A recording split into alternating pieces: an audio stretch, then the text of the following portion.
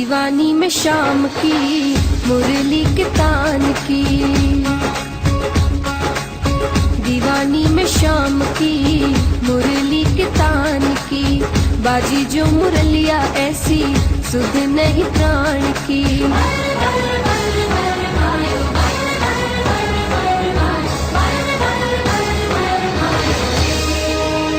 श्याम रंग मन भायो, श्याम रंग मन भायो, श्याम तन मन छायो, श्याम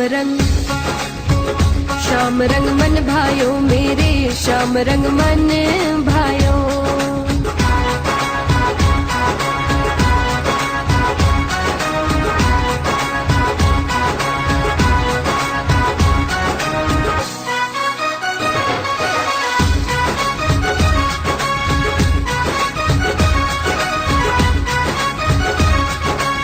श्याम पिया की बन के जो गनिया रंग गई उस रंग में, जग संसार निगोड़ा लागे, श्याम बसे अंग में, राधा के संग में। मस्तानी में शाम की राधे कृष्ण नाम की, सावरी सलोनी सूरत मेरे घन श्याम की।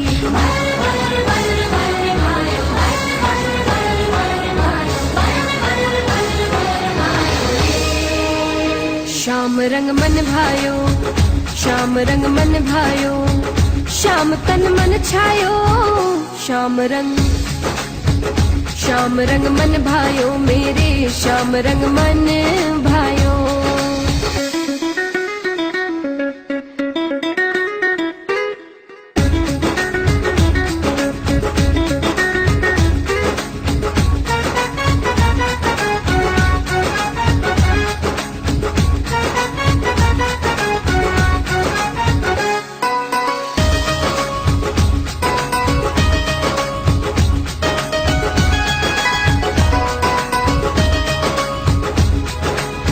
श्याम ही तन में, श्याम ही मन में, श्याम ही जीवन में,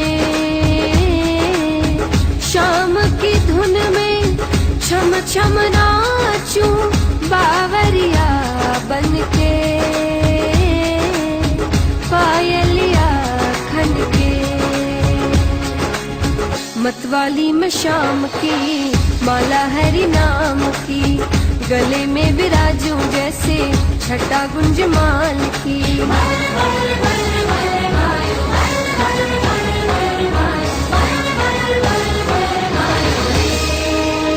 श्याम रंग मन भायो, श्याम रंग मन भायो, श्याम तन मन छायो, श्याम रंग मन भायो मेरे, श्याम रंग मन भायो।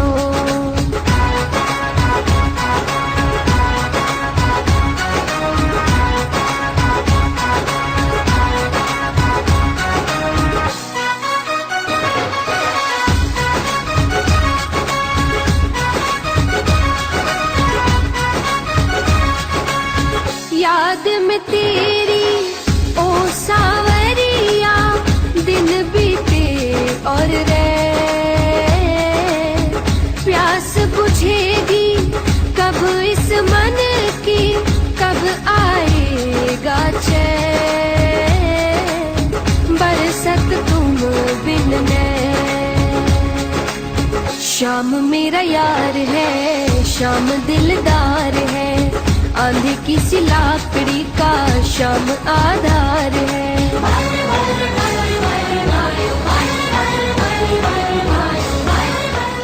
परम पूज्य जया किशोरी जी का आगमन व्यास मंच पर हो चुका है। जबर परिवार के द्वारा आयोजित 10 दिवसीय जी का स्वागत करें, अभिनंदन करें, वंदन करें, व्यासपीठ को नतमस्तक होकर प्रणाम करें। तो एक बार जोरदार तालियों के साथ, कर्तव्य के साथ जया किशोरी जी का अभिनंदन, वंदन, स्वागत करते हैं। सर्वप्रथम 7 दिवसीय श्रीमद् भागवत कथा ज्ञान गंगा और आज कथा का प्रथम दिवस आज श्रीमद् भागवत कथा ज्ञान गंगा के महत्व की कथा का आनंद हम और आप समस्त कथा प्रेमी बंधुजनों को प्राप्त होगा। जबर परिवार से मैं निवेदन करूं, ये हम सभी भक्तों का परम सौभाग्य है।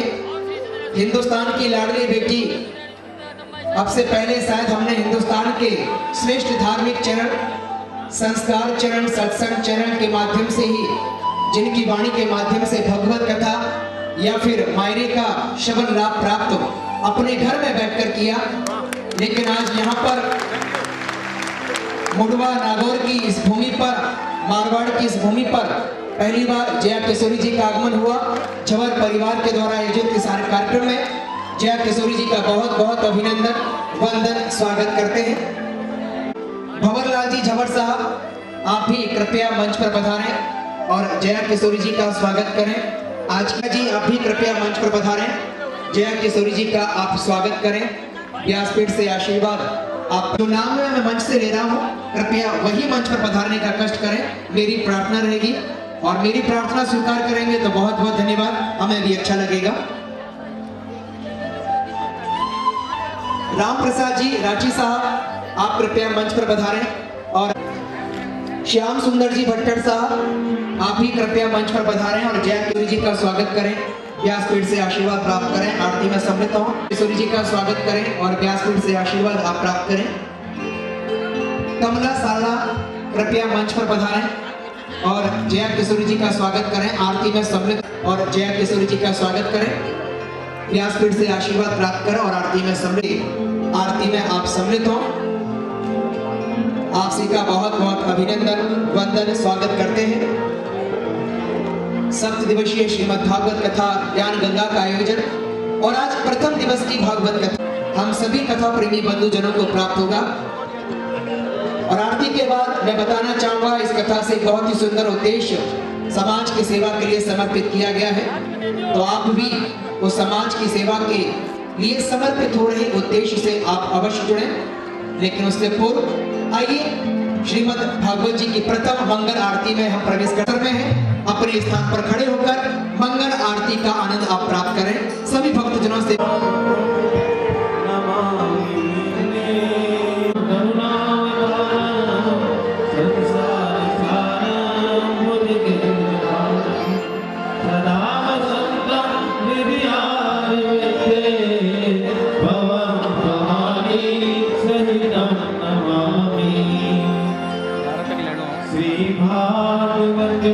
भगवान की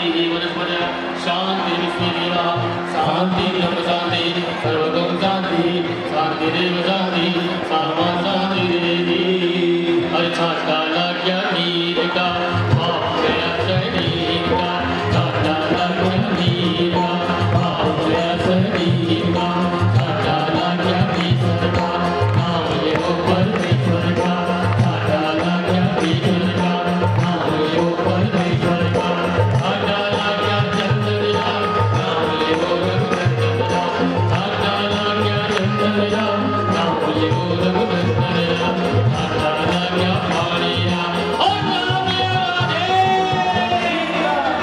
हरि ओम जगेन तस्मात् सत्तेनाकं महिमानः सचन्द्रयत पूर्वे साध्याः शान्तिदेवा सेवन्तिकामकुलचम्पकपाटनाथि उन्नाकजातकरवीर शालपुष्पै दिल्लौकभावतुलसी दलपञ्चरीः कम्बोजयामि जगति स्वरमे प्रसीद नानासुगन्धपुष्पाणि काकालोद्भवानि च पुष्पाञ्जलिर्मया दन्तं गृहाणां परमेश्वर मन्त्रपुष्पाञ्जलि समर्पयामि नमः। बोले कृष्ण कन्हैया लाल की, बोले श्रीमद् भागवत महापुराण की, बोले श्री वेद व्यास जी महाराज की, बोले श्री सुखदेव मुनि महाराज की। श्री राधे राधे राधे। हेलो हेलो इस दिन हम और आप सत्संग चरण के माध्यम से इस कथा का आनंद प्राप्त करेंगे। अपने घर पर बैठकर तो दिल खोलकर आप अपनी सेवाएं नारायण सेवा संस्थान परिवार को लिखा सकते हैं और व्यासपीठ से जया किशोरी जी से आशीर्वाद आप प्राप्त कर सकते हैं। मैं बहुत बहुत अभिनंदन वंदन स्वागत करता हूं झबर परिवार का कि परमात्मा की कृपा से आप श्री के पावन मंगल उद्देश्य एक बहुत ही सुंदर संकल्प आपके अपने जीवन काल में आया। जया किशोरी जी का आगमन यहाँ हो और यहाँ से श्रीमद् भागवत कथा और भगवान के परम भक्त की कथा संपूर्ण विश्व तक पहुंचे। प्रथम झबर परिवार के लिए एक बार जोरदार तालियां बजाकर हम सभी मिलकर उनका बहुत बहुत अभिनंदन करते हैं, वंदन करते हैं। और मैं निवेदन करना चाहूंगा पूजनीय माता जी सोहनी देवी झबर, मैं प्रार्थना करूंगा कि मंच पर पधारें। आइए माता जी, मेरी प्रार्थना है एक बार आप वंदन करें। जिनकी कृपा से और जिनकी प्रेरणा से ही देखिए भगवान हमारे लिए सर्वोपरि है, लेकिन भगवान को भी पृथ्वी पर आना है तो माँ के रूप में कहीं ना कहीं उसको एक माँ की आवश्यकता होती है। तो ऐसी माता जी जिनकी प्रेरणा से, और मैं एक बार माता जी मंच पर, एक बार जया किशोरी जी के पास माता जी को मैं वापस निवेदन करना चाहूंगा। माता जी प्रार्थना और माता जी के आशीर्वाद से आज के दिन नारायण सेवा संस्थान परिवार के दिव्यांग बंधुओं की सेवा के लिए 151 बंधुओं के ऑपरेशन की घोषणा आप कर रही हैं। जोरदार तालियों से स्वागत, झबर परिवार का स्वागत। 151 जो दिव्यांग बंधु पूरे हिंदुस्तान से नारायण सेवा संस्थान परिवार में पहुंच रहे हैं। इस आयोजन के माध्यम से आपके आशीर्वाद से 151 दिव्यांग बंधु अपने कदमों पर चलना सीख पाएंगे, अपने चेहरे की मुस्कुराहट वापस ला पाएंगे और उनके माता पिता के सपने साकार हो पाएंगे। अब तालियों में कंजूसी नहीं, जोरदार तालियां बजाकर झबर परिवार का बहुत बहुत अभिनंदन करते हैं। जिस कार्यक्रम के मुख्य यजमान हैं, आयोजक परिवार हैं और पूजनीय माता जी की प्रेरणा से, स्वर्गीय पिताजी के आशीर्वाद से आपने एक बहुत ही सुंदर संकल्प लिया है और 151 बंधु जो हिंदू घर घर में दीपक पहुंचेगा, एक बार फिर से उनके चेहरे की मुस्कुराहट वापस आ पाएगी, उनके जीवन के सपने साकार हो पाएंगे। आप सभी का बहुत बहुत अभिनंदन। और झबर परिवार की मैं चारों बहनों से भी निवेदन करूंगा, नारायण सेवा संस्थान परिवार से, व्यासपीठ से जया किशोरी जी से आशीर्वाद आप प्राप्त करें। मैं चार आई जी में आई जी, रमक जमक में आई जी में आई जी, स्वागत करने आई जी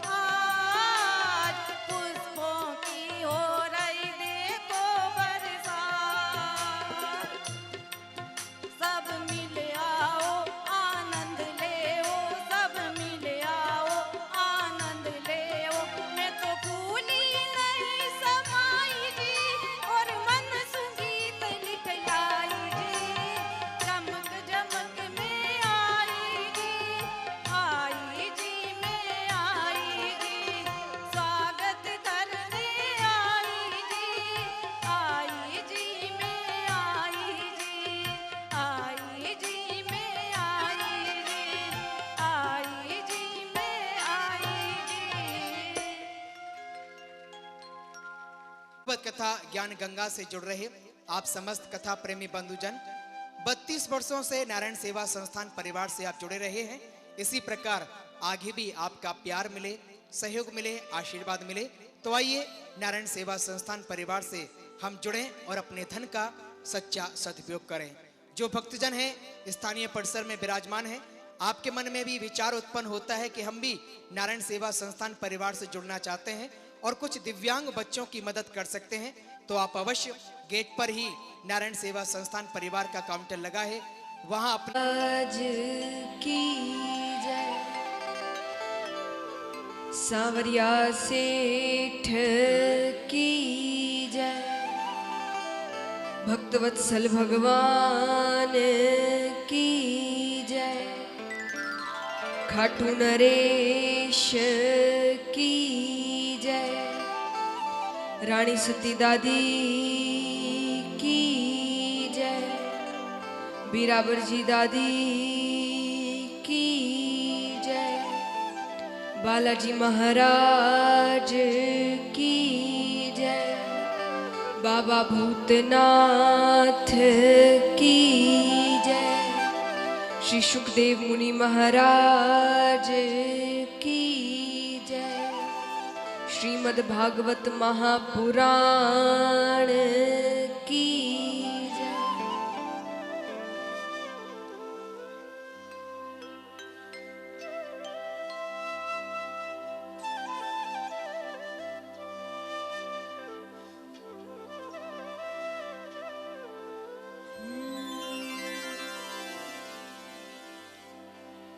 वरनाम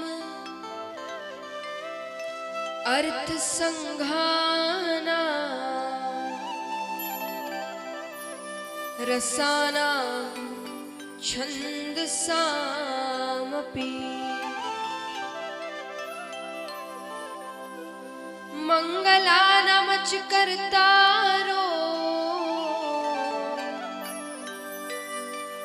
वंदे वाणी विनायको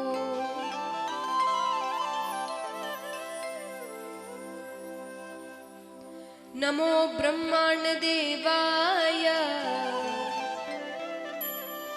गो ब्राह्मण हिताय च जगद्धिताय कृष्णाय गोविंदाय नमो नमः।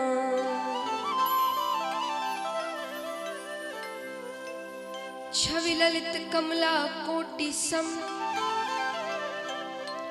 नवनील अंबर धारिणी शशिवदन कंज विलोचनी शिर चंद्रिका मृदुहासिनी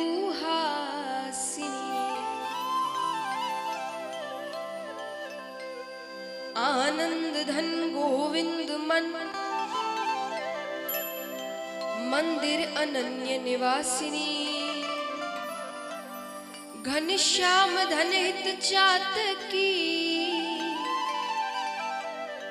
घनश्याम धन हित मोरनी।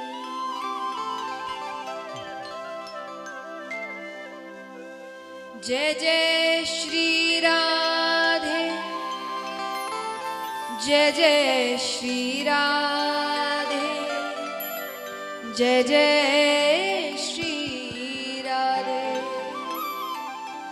हरि ओम नमो पार्वती पते नमः महादेव नमः।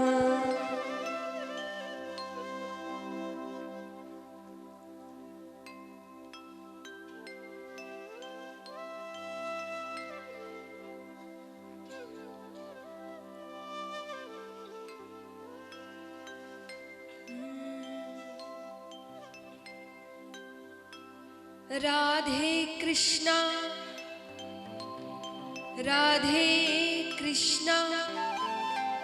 कृष्णा कृष्णा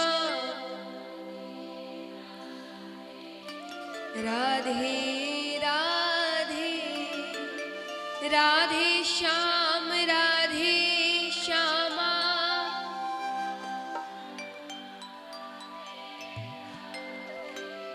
क्या बात है, आइए मीठी मीठी तालियों के साथ। राधे कृष्णा कृष्णा कृष्णा राधे राधे। राधे श्याम राधे श्यामा, श्याम श्यामा राधे राधे कृष्णा कृष्णा कृष्णा राधे राधे। राधे श्याम राधे श्यामा, श्याम श्यामा राधे राधे। राधे कृष्णा कृष्णा कृष्णा राधे राधे। राधे श्याम राधे श्यामा, श्याम श्यामा राधे राधे। राधे कृष्णा कृष्णा कृष्णा राधे राधे। राधे श्याम राधे श्यामा, श्याम श्यामा राधे राधे। राधे कृष्णा कृष्णा कृष्णा राधे राधे। राधे श्याम श्याम, श्याम श्याम राधे राधे। राधे कृष्णा कृष्णा कृष्णा राधे राधे।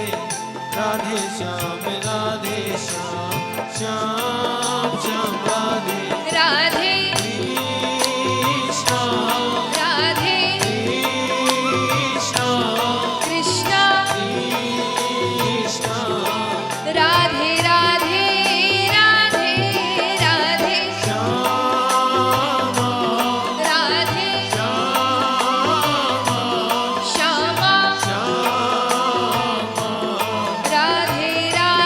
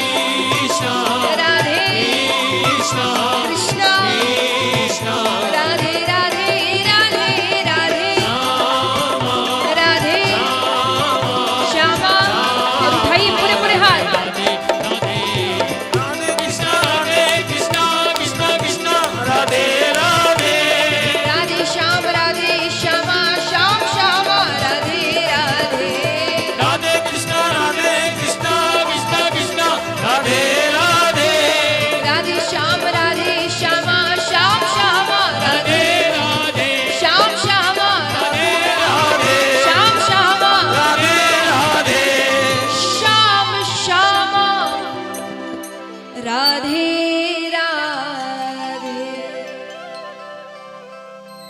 बोली कृष्ण कन्हैया लाल की, सावरिया सेठ की, भक्तवत्सल भगवान की।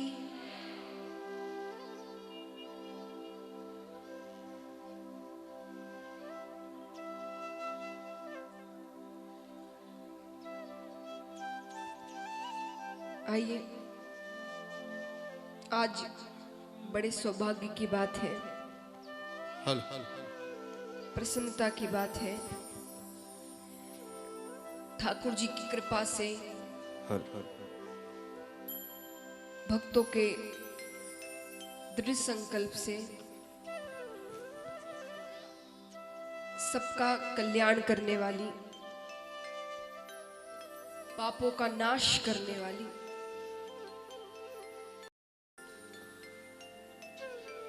श्रीमद् भागवत कथा, अमृत रूपी कथा हम सबके बीच प्रवाहित होने जा रही है। और उससे ज्यादा प्रसन्नता की बात है कि इस कथा के माध्यम से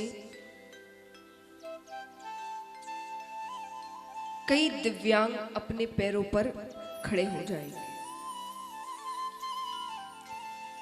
धर्म के साथ साथ सेवा का कार्य भी जुड़ गया है।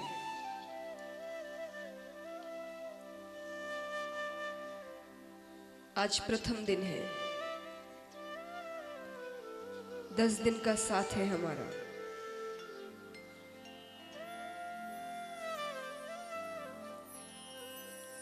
जितने भक्त हैं यहाँ पर, सभी से मैं प्रथम दिवस है आज, यही प्रार्थना करूंगी।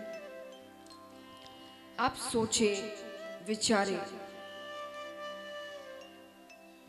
पर उन बच्चों का सहयोग जरूर करें, अपने मन से करें। सोचे विचारे मैंने इसलिए कहा कि मैंने कहा, आप इसलिए कर रहे हैं, अपने मन से करें। क्योंकि दान में धन मायने नहीं रखता, मन मायने रखता है।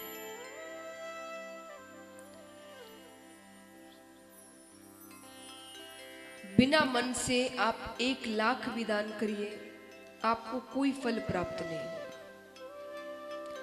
मन से आप 1 रुपया भी दान करिए, बहुत फल प्राप्त हो। तो महाराज, कई दिन हैं आपके पास, सोचे, उन बच्चों के बारे में एक बार सोचे। थोड़ी शांति बनाए रखें, और खास करके जो सामने बैठे हैं,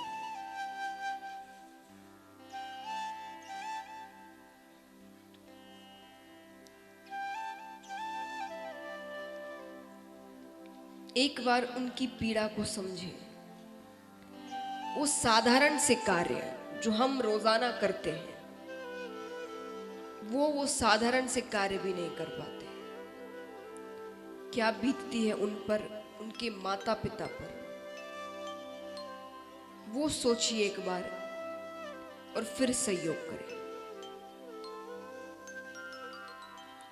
तो महाराज, सभी से निवेदन है, जितने भक्त इस कथा को सुन रहे हैं, आप जरूर सहयोग करें, जितना आपसे बन पड़े। मैं किसी को यहां नहीं कहती कि आप अपने समर्थ के ऊपर जाकर सहयोग करिए, समर्थ के ऊपर जाकर नहीं, पर जितना समर्थ है उतना जरूर करिए। वो समर्थ भले ही 1 रुपया हो, वो 1 रुपया भी उनके लिए बहुत काम आएगा। कैसे? आप कहेंगे कैसे काम आएगा? महाराज, वहां केवल ऑपरेशंस नहीं होते हैं, वहां कई जो अनाथ बच्चे हैं वो वहां रहते हैं, उन्हें पढ़ाया जाता है, शिक्षा दी जाती है। उस शिक्षा के लिए पेंसिल चाहिए, पेन चाहिए, किताबें चाहिए। वो 1 रुपये से 1 पेंसिल आ जाएगी, जिनसे वो बच्चा शिक्षा ग्रहण करेगा। तो 1 रुपया भी बहुत मायने रखेगा। उतना सहयोग तो आप सब कर सकते हैं। तो जरूर करिए, सभी से निवेदन है। आइए, क्योंकि आपने ये कथा कई बार सुनी होगी, कितनों ने कथा, श्रीमद् भागवत कथा पहले भी सुन रखी है? हाथ उठाना। धीरे धीरे सब हाथ उठा रहे हैं, एक साथ ही उठा लीजिए। चलिए, तो आप सबने क्योंकि सुन चुकी है ये कथा बड़े बड़े संत जनों के मुख से, ज्ञानी जनों के मुख से, तो एक प्रार्थना मैं आप सभी से करूंगी। प्रार्थना या मेरे समर्पण का भाव ही कह लीजिए, क्योंकि मेरी बुद्धि अत्यंत छोटी है और ठाकुर जी का चरित्र अथाह है, बहुत बड़ा है। तो इस छोटे से मुख से ठाकुर जी के लीलाओं का वर्णन करना असंभव है। अब कोई कहे कि भाई वाणी मधुर होगी तो आनंद आ जाएगा 10 दिन, तो साफ साफ स्वीकार करती हूं कि वाणी में भी कोई माधुर्य भाव नहीं है। फिर कोई कहे कि भाई भक्ति होगी, तो उसका भी दूर दूर तक मुझे तो कुछ, कोई कहे अनुभव होगा, ज्ञान होगा, तो मेरी उम्र को देखते हुए आप समझ सकते हैं कि मेरे पास अनुभव नाम की भी कोई चीज नहीं है।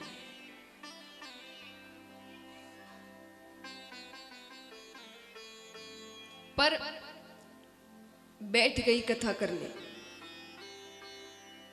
वो कहते हैं ना, चाह तो रसगुल्ले पाने की, और गुण देखकर कोई गुड़ भी नहीं देगा। चलिए, कल दादी जी ने तो गुड़ दिया था जब यहां प्रवेश हुआ था, तो गुड़ के, चलिए गुड़ तो दिया मुझे, पर चाह है रसगुल्ले पाने की।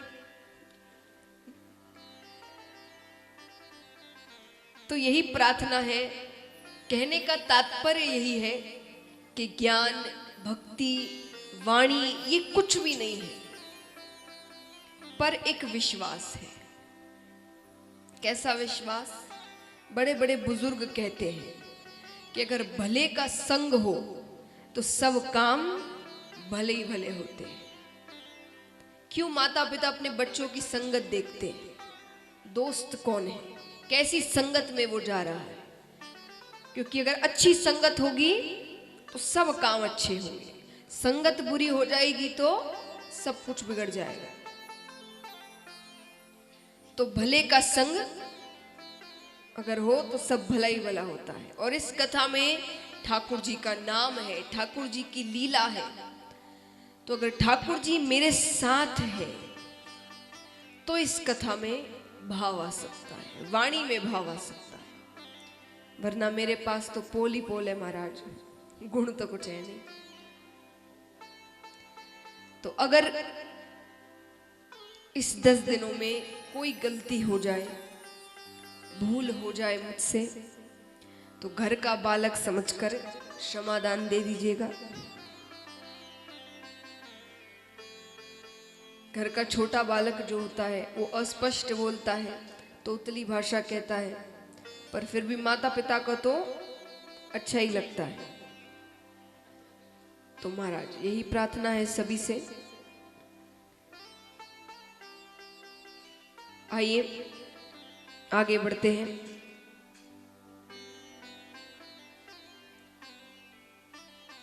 वेदव्यास जी महाराज ने भागवत जी के पहले स्तोत्र में ही संपूर्ण ग्रंथ का सार लिख दिया। और संपूर्ण ग्रंथ ही नहीं, समस्त वेदों, उपनिषदों का सार लिख दिया। ये कहना गलत नहीं होगा। सच्चिदानंद रूपाय विश्वोत्पत्त्यादि हेतवे तापत्रया विनाशाय श्रीकृष्णाय वयं नुमः। श्रीकृष्णाय वयं नुमः। सच्चिदानंद। शास्त्रों में ठाकुर जी के 3 स्वरूप बताए गए हैं, सत, चित और आनंद, मिलाकर हुए सच्चिदानंद। सत यानी, सत किसे कहते हैं? सच्चाई, सत्य। Very good. सत्य यानी सत्य। तो सत्य क्या है? परिभाषा क्या है सत्य की? बच्चों के स्कूल में आता है ना, एक लाइन में डेफिनेशन बताओ। तो एक वाक्य में आप मुझे इसकी परिभाषा, इसका डेफिनेशन बताइए। सत्य क्या है?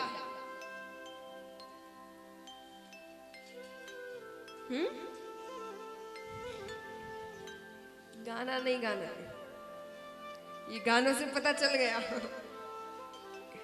एक लाइन में बताइए सत्य क्या है। सत्य कौन है नहीं पूछा मैंने आपसे, सत्य क्या है? जो कभी बदलता नहीं। सच कभी बदलता है?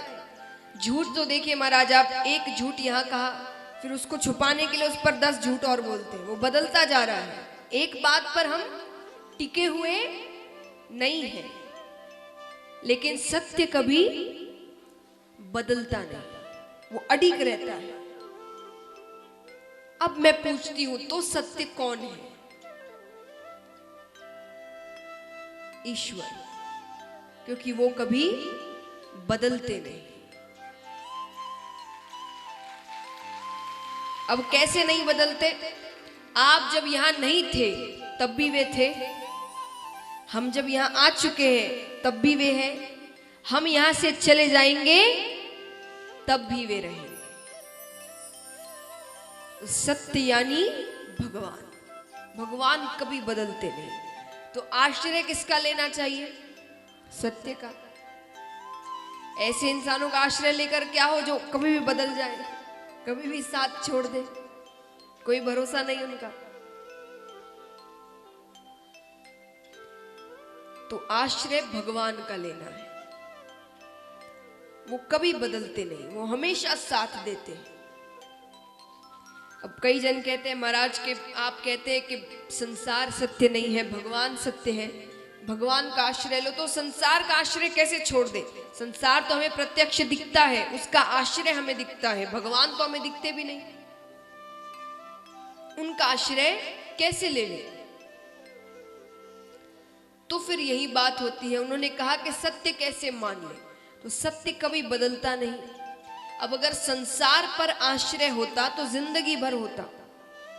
संसार यानी मोह माया है कि नहीं? धन, पद, प्रतिष्ठा, ये सब है संसार। एक छोटे से बालक के समय, जब आप बच्चे थे, आपको धन का आश्रय था?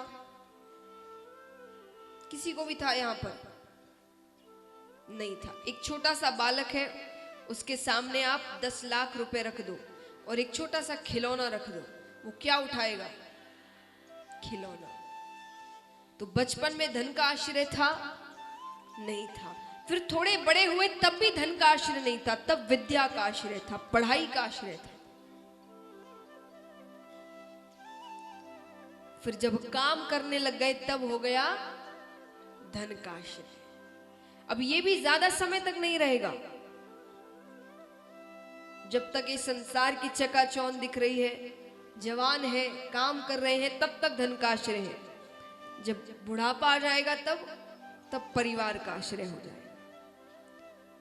एक बूढ़े माता पिता है, उनसे आप कहिए कि आपको एक दिन अपने बच्चों के साथ पूरा समय मिलेगा या आपको 10 लाख रुपए दे दिए जाए, दोनों में से आप क्या चुनेंगे? कि परिवार के साथ समय चाहिए। तब परिवार का आश्रय हो जाता है। तो ये आश्रय बदलते जाते हैं, क्योंकि ये संसार सत्य नहीं है। पर एक छोटे से बालक से लेकर हम जब तक बूढ़े हो जाते हैं तब तक केवल एक इंसान का आश्रय रहता है जो कभी बदलता नहीं, वो है भगवान का। जिस बच्चे को हम बचपन से सिखाते हैं जय जय करना सीखो, और अंत में जब बूढ़े हो जाते हैं तब उनका आश्रय केवल भगवान होता है। जिंदगी भर ये आश्रय कभी बदलता नहीं। तो ये है सत्य। धन का आश्रय नहीं, संसार का आश्रय नहीं। संसार में रहना है, धन कमाना है। मैं इनका मतलब ये नहीं कह रही आपसे कि ये झूठ है तो इनसे हम पूरे, क्योंकि वो हो नहीं सकते। परिवार चलाना है, बच्चों को पढ़ाना है, तो ये सब जरूरी है। संसार में रहना है, परिवार के साथ रहना है, पर मन भगवान में लगाना। ये सब है, पर पता है ये सब जाने वाला है। ये शरीर अपना थोड़ी है। अपनी चीज को हम कितना संभाल कर रखते हैं। आपकी कोई अपनी चीज है। कितने ऐसे होंगे जिनकी बचपन की चीज भी उनके पास अभी तक होगी। कोई ना कोई एक चीज होती है ऐसी जो ये मेरे बचपन में मेरे साथ थी, अभी तक है, संभाल के रखा है, बिगड़ी नहीं हो, नहीं, क्योंकि वो अपनी है।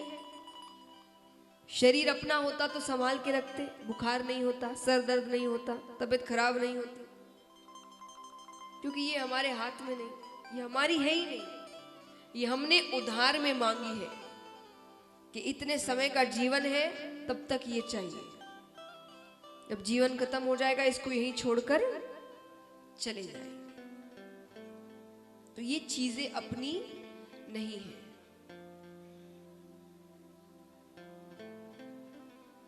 तो महाराज जो सत्य है उसे मानना है। फिर आनंद, आनंद क्या है? हम आनंद बाहर ढूंढते हैं। ये देख लेंगे तो आनंद आ जाएगा, यहां चले जाएंगे तो आनंद आ जाएगा, इससे मिल लेंगे तो आनंद आ जाएगा। आनंद बाहर नहीं, आनंद हमारे अंदर है। क्योंकि जो बाहर की चीजें हैं ना, वो आपको कुछ समय का आनंद देती है,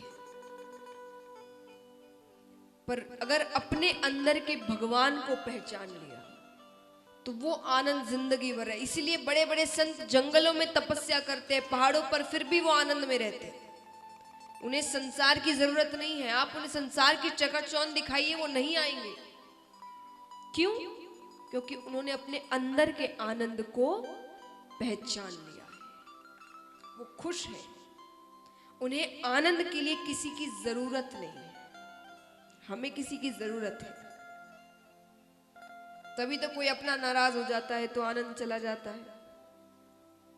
हमारी खुशी, हमारे दुख, हमारी जरूरतें, ये सब किसी ना किसी पर निर्भर है। तो अपने अंदर के आनंद को पहचानना है। वो भगवान है। भगवान में जिसको आनंद आ गया उसे फिर किसी की जरूरत नहीं। तो महाराज, और 3 तरह के ताप होते हैं, दैहिक, दैविक एवं भौतिक। ये तीनों तरह के तापों से भगवान हमें मुक्त करते हैं। तापत्रय विनाशाय श्री कृष्णाय वयम नमः। तो महाराज भगवान को अपनाना है। उनको कैसे अपनाएं? वो भी थोड़ी आसान है। वो कोई साधारण से मनुष्य तो है नहीं। चलिए फिर भी मैं आपको एक तरीका बताती हूं। जैसे हम मनुष्यों को अपनाते हैं, वश में करते हैं, वैसे हम भगवान को भी वश में कर सकते हैं। अब एक बार के लिए, इतनी देर से हम भक्ति की भावना में बैठे हैं, एक बार थोड़े सांसारिक हो जाना। संसार के दिमाग से सोचना। अगर किसी मनुष्य को अपने वश में करना हो तो आप कैसे करोगे? बताइए। फिर मैंने कहा, संसार के दिमाग से सोचना।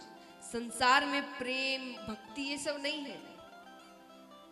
तभी तो हम कहते हैं इंसानियत खत्म हो रही है। क्यों कहते हैं ऐसा? तो संसार के दिमाग से सोचिए। किसी को अगर अपने वश में करना है तो क्या करना चाहिए?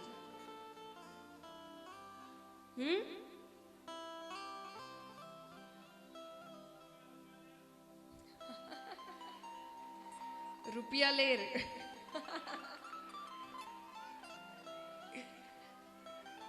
दे के कितनी बार देंगे? जिंदगी भर दे नहीं सकते। हमारा ये तो पता नहीं कब तक रहता है, कब तक। तभी तो कहते हैं धन दुख सुख दुख ऐसी चीजें आती जाती रहती है, अड़िग नहीं रहती किसी के पास। चलिए मैं बताती हूं, उसकी कोई कमजोरी पकड़ लो। करते हैं ना, किसी की कोई कमजोरी है तो उसे पकड़ लो। अगर वो कमजोरी हाथ में आ गई तो अपने आप वो आदमी हमारे वश में हो गया। फिर हम जो कहेंगे वो ही करेगा। तो ये है मनुष्यों को वश में करने का तरीका। अब भगवान को वश में कैसे करें? उनकी तो कोई कमजोरी नहीं है कोई कमजोरी? यहां कोई बता सके भगवान की एक कमजोरी है? भक्ति।